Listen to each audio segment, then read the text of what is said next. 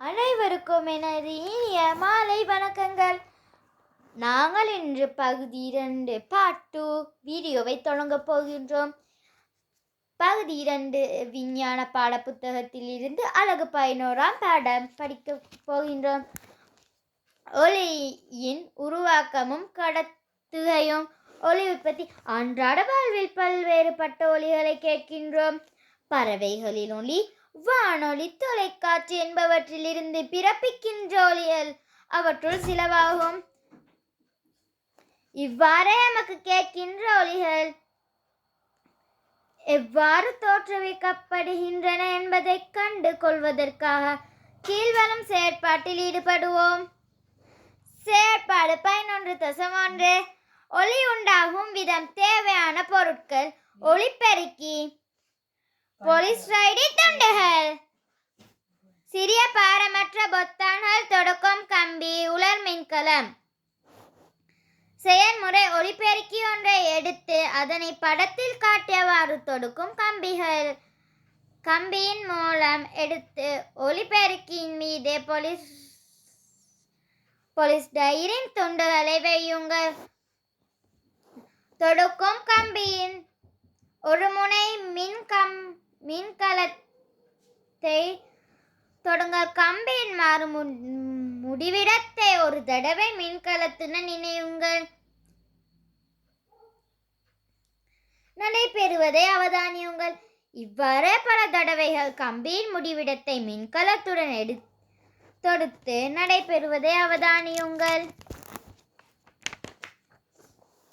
கம்பியின் இரு முனைகளும் மின்கலத்துடன் தொடுக்கப்படும் சந்தர்ப்பத்தில் மட்டும் பொலிஸ்டைரீன் துண்டுகள் மேல் நோக்கி வீசப்படுவதை காண்பீர்கள். இதிலிருந்து ஒலிபெருக்கியில் ஒலி உண்டாகும் சந்தர்ப்பங்களில் மட்டுமே பொலிஸ்டைரீன் துண்டுகள் மேல் நோக்கி வீசப்படுகின்றன என்பதை அவதானிக்கலாம்.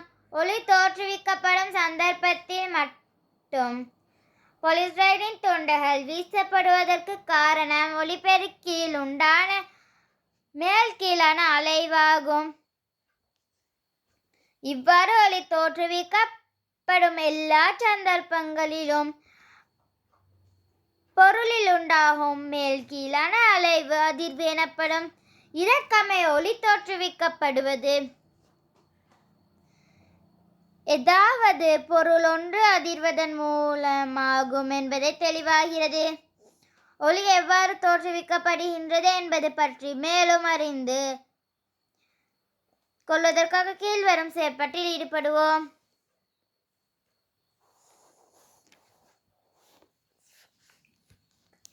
இசைக்கவையை இசைத்து பொலிஸ்டைரீன் பந்தின் அருகே கொண்டு செல்லும் போது அது மெதுவாக அசைவதை அவதானிக்கலாம். இசைக்கவையில் அதிர்வு ஏற்படும் சந்தர்ப்பத்தில் மட்டுமே பொலிஸ்டைரீன் பந்தில் அசைவு நிகழ்வது தெளிவாகிறது. இதற்கேற்ப அதிர்வினூடாகவே ஒலி உருவாகின்றது என்பது புலனாகிறது. எமது குரல் ஒலி உண்டாகும் விதத்தை தேடி அறிவதற்காக பின்வரும் செயற்பாட்டில் ஈடுபடுவோம். மெதுவாக கதைக்கும் சந்தர்ப்பத்தில் தொண்டையில் ஏற்படும் அதிர்வை விரல்களினால் உணர முடிகிறது. சத்தமிட்டு கதைக்கும் போது அதன் அதிர்வு மேலும் அதிகமாகிறது.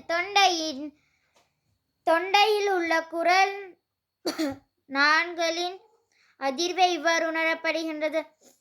அதாவது தொண்டையில் உள்ள குரல் நாண்களின் அதிர்வின் மூலம் எமது குரல் ஒலி பிறப்பிக்கின்றது.